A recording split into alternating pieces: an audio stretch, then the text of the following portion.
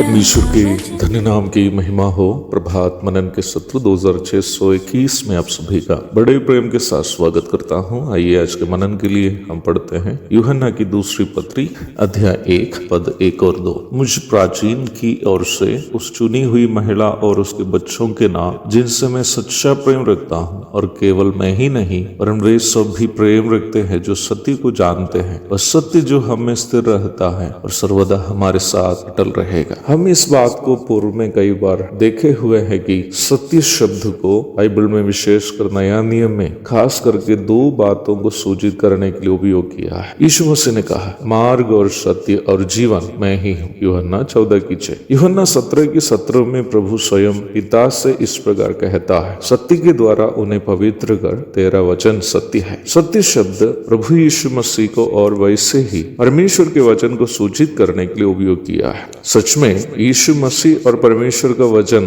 दोनों दो सत्य नहीं बल्कि सत्य के दो परिप्रेक्ष्य हैं। Both Jesus Christ and the word of God are not two truths but two perspectives of the same truth. प्रभु यीशु मसीह वचन का देह रूप है, यूहन्ना 1:14, और परमेश्वर का वचन पवित्र शास्त्र बाइबल वचन का लिखित रूप है, यूहन्ना 5:39। इस प्रकार सत्य एक ही समय यीशु मसीह का और पवित्र शास्त्र बाइबल का परिचय देती है। इसका मतलब सत्य को मानने का मतलब यीशु मसीह को मानना है, सत्य पर चलने का मतलब वचनानुसार चलना है। यह जब यूहन्ना कहता है कि वह सत्य जो हम में स्थिर रहता है और सर्वदा हमारे साथ अटल रहेगा, वो परमेश्वर के वचन की ओर इशारा कर रहा है। प्रेरित यूहन्ना इस पत्री लिखते समय यीशु मसीह के स्वर्गारोहण के पश्चात लगभग 60 वर्ष पार हो चुके थे। बहुत सारे विश्वासी जो इफिसुस और आसपास में उन दिनों में थे, यीशु मसीह को आमने सामने देखकर विश्वास किए हुए लोग नहीं थे, बल्कि प्रेरित एवं अन्य लोगों के द्वारा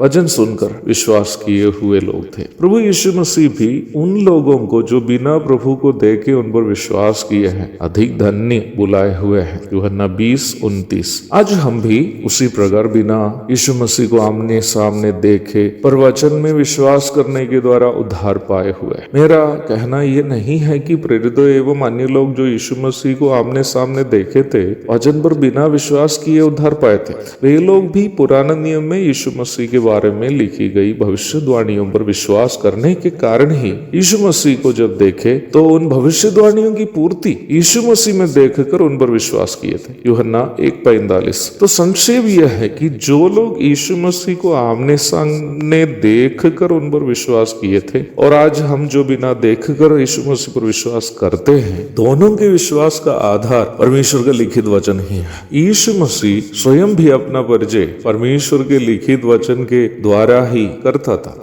लूका 24:25-27 तक और 40-44 तक आदि भागों को पढ़िएगा। मसीह विश्वास का आधार परमेश्वर का लिखित वचन है जो यीशु मसीह की गवाही देता है। इफिसुस के झूठे शिक्षकगण वचन से बढ़कर यूनानी दर्शन शास्त्र की कई विधियों को तथा अन्य रीति रिवाजों को अधिक महत्व देकर सिखाते थे। प्रेरित यूहन्ना यह स्पष्ट कर रहा है, वो सत्य अर्थात वचन रूपी सत्य जो हम में स्थिर रहता है वही मसीहियों के आपस के प्रेम का कारण है और वही सर्वदा हमारे साथ अटल रहेगा भी। एक दूसरे के साथ हमारा संबंध का आधार ये नहीं है कि हम कोई एक धर्म या जाति या भाषा के हैं। हमारा आपस के संबंध का आधार भी वचन पर हमारा विश्वास और वचन से हमारा प्रेम ही है। इसलिए ही मसीही विश्वासियों का आपस का संबंध बना रहने है वचन से हमारा विश्वास योग्यता हमें बरकरार अवश्य रखना होगा। एक और शुभ दिन की धन्य कामनाओं के साथ आज का मनन में समाप्त करता हूँ। प्रभु आप सबको आशीष दे।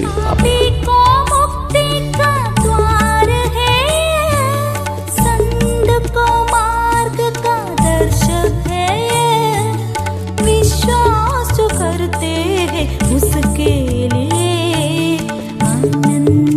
जीवन